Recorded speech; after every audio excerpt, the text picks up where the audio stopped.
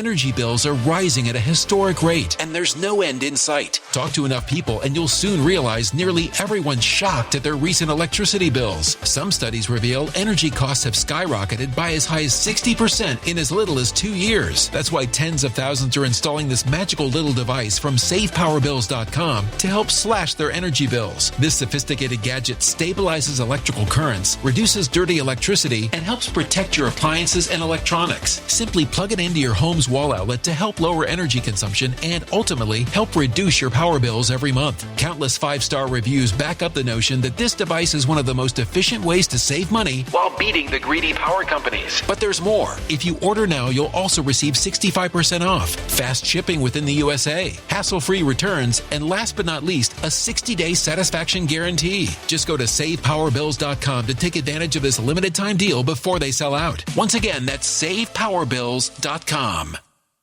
I don't like girls. Wait, this guy's coming out as gay in the 1980s and nobody's going to mention AIDS.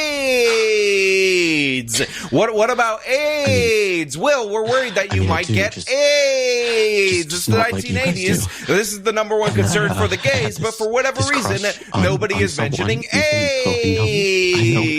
Welcome everyone. My name is Sean, and Stranger Things Season 5 is on the cusp of wrapping up, which will be the end of the entire series, and I just want to point out for everybody out there in the audience who has been harping on this Will coming out scene, which is excruciatingly, agonizingly long. It's like 5 minutes long of this guy straight up just wasting time at the penultimate episode, which, by the way, at the time I was watching it, I thought it was the finale of the entire series. I didn't realize they were going to release something on New Year's Eve. So through this entire process of watching Will come out to everybody because the gayness and the homophobia is hampering his particular powers or whatever, I was thinking to myself, wow, how did we get here? How did we get here from this wonderful series involving incredibly talented child actors, an interesting mythos and whatnot, to the point where we're just boiling it all down to Will is gay, he has gay powers, and if you try to ruin his gay powers with your homophobia, he's gonna come out and everybody's gonna accept him in the 1980s, because I don't know if you guys know this, I don't know if you guys are aware of this, but in Indiana in the 1980s, everybody loves the gays. But the thing is, while a lot of people are going to focus on this scene, they're going to target it and whatnot, in reality, in actuality, the problems with Stranger Things Season 5 go far beyond this, and basically they have infected every aspect of the writing of this show, and this is what we're going to talk about today. So yeah, while we'll go over Will being a gay and gayness being tied to his powers, we're also going to go over every single other aspect of this series, because it is a textbook example of a show that's been on way too long, that has terrible writing in every possible way. But before we get into that, I want to thank everybody who supports this channel via actualjusticewarrior.com/join. Give me the money. Give me the money. Okay? So one of the biggest problems with Stranger Things Season 5, and this has been a recurring problem in the latter seasons of this particular show, is the fact that there are too many characters. The cast is so large, the characters serve no purpose, and because there are so many pointless characters throughout the whole course of the series, we end up going down the track of these random side plots that are just annoying in every possible way. And chief among the annoying characters happens to be Uma Thurman's daughter, who has this random lesbian side plot with a nurse that looks like Molly Ringwald from 80s movies, because you gotta get the nostalgia in there. And also she's playing like a gay Yoda to Will, helping him master his gayness Jedi powers. I was looking for the answers in somebody else, but I had all the answers throughout the course of this particular season, and I genuinely find this obnoxious in every possible way, especially because this particular character just never shuts up and is always saying something obnoxious. Another example of a character that is completely pointless, that has this lengthy arc, is of course Mike's mother, who was such a joke in previous seasons that her entire storyline, I believe for season 3, involved whether or not she was going to bang somebody that was her own daughter's age, who happened to be Max's older brother. This was a thing that was happening. People were like, this is hot mom lady, and now all of a sudden she's doing like Rambo style action things, and it's ridiculous and absurd. And all of this comes at the expense of our core cast. If you guys will remember Stranger Things season 1, you have the kids that were absolutely fantastic. You had Will going missing, and a lot of what was developed throughout the course of that season was a relationship between Jonathan and his mother, who is played by Winona Ryder. And of course, I'm talking about Joyce. But one of the things that you'll notice in Stranger Things 5 is that there is almost no scenes between Jonathan and Joyce. Instead, what we get is Uma Thurman's daughter going on the most boring lesbian storyline, being Yoda again to gay Will. I was looking for the answers in somebody else, but I had all the answers. And all sorts of other nonsense involving a bunch of other superfluous characters who should not be in the show. This is the symptom of bad writing. I mean, in what world is the relationship between Max and Mike's little sister, who again was barely a character throughout the whole course of the series, more significant than Jonathan and Joyce, more significant than Hopper and Joyce, who, by the way, of all the people who wanted them to be together, who wanted them to become a couple, it finally happened, and we see none of that on screen. Instead, we are distracted over and over again with these pointless, superfluous characters. You also have the relationship between Mike and Eleven. It is non-existent throughout the whole course of this particular season, and the reason for that is because Millie Bobby Brown's lips need to be hidden as much as possible, but in addition to that, we have all this other pointless nonsense that just has to constantly consume screen time. We also have that guy who's like driving the truck who played 2 characters in a previous season. He is also incredibly annoying.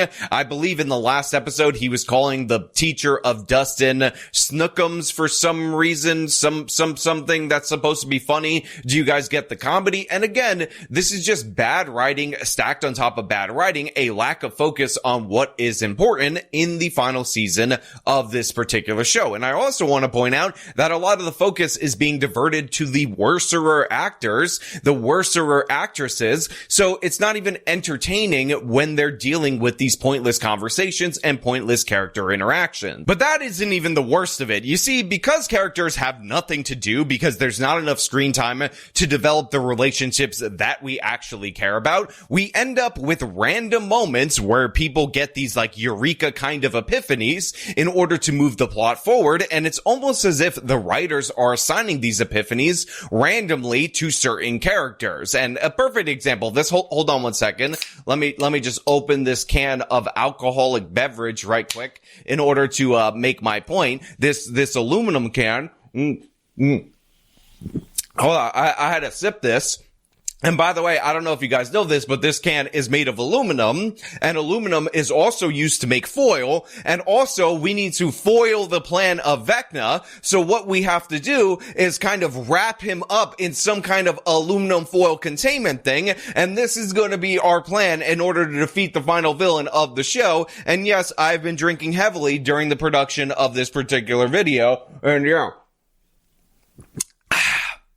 Delicious. We'll foil the plan. Now look, you might think, Sean, you're being ridiculous, you're being stupid, but the thing is, am I actually being ridiculous? Because key plot points throughout the course of this entire season were discovered just as stupidly as what I just presented to you right there. For instance, Lucas making popcorn and that giving him the idea in order to revive the Demogorgon, in order to have Will hack into the hive mind, in order to fight Vecna on his own turf. We also have Steve getting the idea from somebody mentioning the word beanstalk of climbing up the tower in order to get to the Vecna universe in order to fight him off again in the end finale that is supposed to be coming out on New Year's Eve. Time and time again, this dorky writing convention, or cliche if you will, is used in order to progress the plot forward, and like I said, it's always coming from random characters. It's not even the same person who has these eureka moments. It's every character all the time. Like, call me crazy, but I think it's been pretty well established throughout the course of the series that the major science nerd character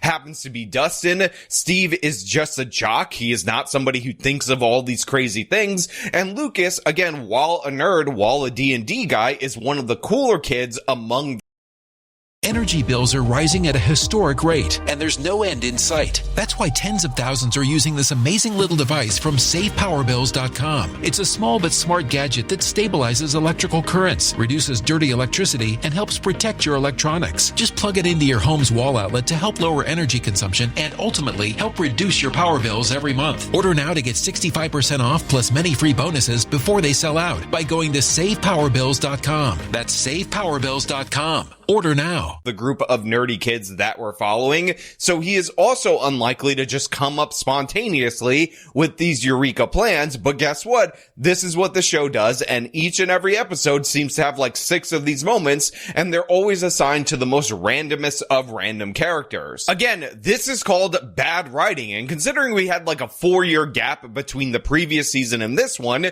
you'd think that this plot device repeating over and over and over again would have been cut out of this particular script, but guess what? It just continues unabated as the go-to method in order to progress the story, and it's absolutely terrible and horrendous. Now, earlier on, we touched on the fact that Hopper and Joyce's relationship completely stupid, completely pointless, never should have put them together, never should have gave the fans what they wanted. But in addition to that, we have a bunch of other relationship drama that sucks in every possible way. A perfect example of this is Jonathan and Nancy. Now, everybody should know by now that they should have stuck with the season 1 plan of keeping Nancy together with Steve. That was an interesting plot twist, a little bit of a subversion of what you expect from the 80s movies, where the girl does not end up with the boring, tortured artist photographer kid.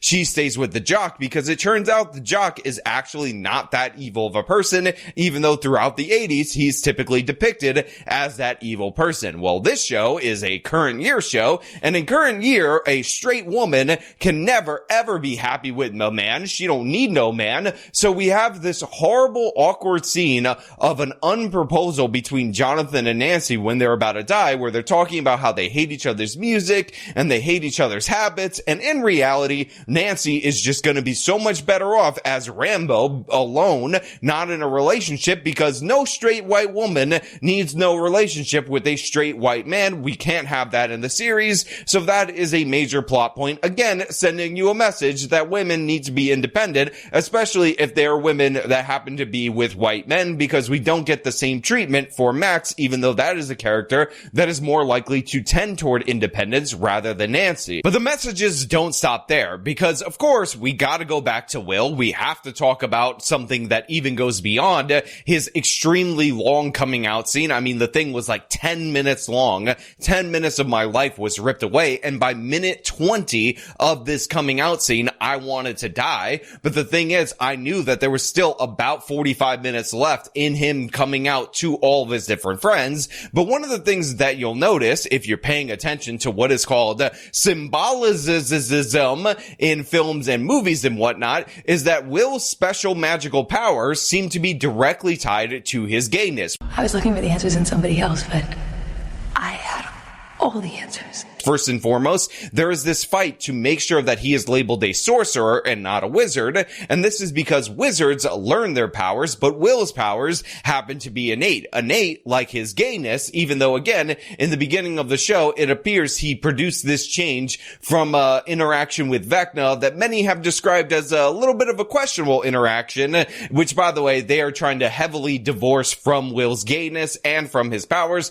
but whatever, we're setting that aside for a moment, because if you don't know, if you guys aren't aware, I've actually received an advanced copy of the director's commentary of that scene where Will actually embraces his powers and he ends up killing all the Demogorgons, and I'd like to play a little bit for you. I know it's going to seem like I'm just playing the regular scene, and there's subtle bits of commentary in there, but I think it's important for you guys to understand what the filmmakers were thinking at the time that they were making this particular scene. I was looking for the answers in somebody else, but I had all the answers. Will's gay. Will's powers are tied to his gayness. Look, he's using his gayness in order to stop the Demogorgons. This is special power. Will's a gay. So he has that power that makes him unique. As he embraces his identity, he gets more stronger because gay pride is the strongest thing ever. Yeah, break those Demogorgons with the power of being a gay. Gays are special. This is the message. You guys get the message? Is it resonating with you? How about I say Will's a gay? Gays are powerful. Now look, I know the subtlety of that director's commentary might have been lost on all of you out there in the audience, but I'm telling you, if you listen closely to what the directors are saying right there, then it's there. There's like little hints of it. It's like, you know, kind of masked and ambiguous, but it's definitely 100% there. And obviously, this is the reason why Will, of all the characters in the entire show, has been imbued with these fantastical powers that, again, were once reserved for Eleven. Now, of course, Eleven, barely a character in her own show. She's back teamed up with the alien. There's this whole thing about whether or not she'll die along with the Indian girl. And, I don't even know. And I think I might have called the Indian girl an alien in like a previous sentence, but whatever. It doesn't matter. Point is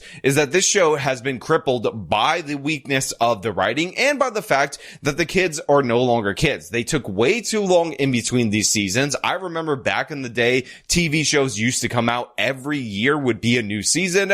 That is no longer a thing. And considering the shorter episode schedule, and I understand there's heavier special effects in these particular series, but 4 years, in my opinion, is not excusable in any possible way. And we're definitely seeing the downside of the Netflix model throughout the course of this particular season. And in addition to that, we also just have Netflix being obsessed with all this identity stuff that is bogging down the series. Now, again, to be clear, I don't care if somebody's gay. I think gays should be able to pay taxes, do whatever the hell they want to do. It doesn't really bother me. It doesn't impact me or anything of the sort. But when the show has to subordinate itself to agendas, it gets worse. When bad writing takes over and you're trying to insert messaging instead of bad writing, it gets significantly worse. And when you go on the internet.com and you realize that there are genuinely people out there that are obsessed with Will dating Mike, one of the other children from the show that has been established to be a straight, it really does bog down the show. And I genuinely think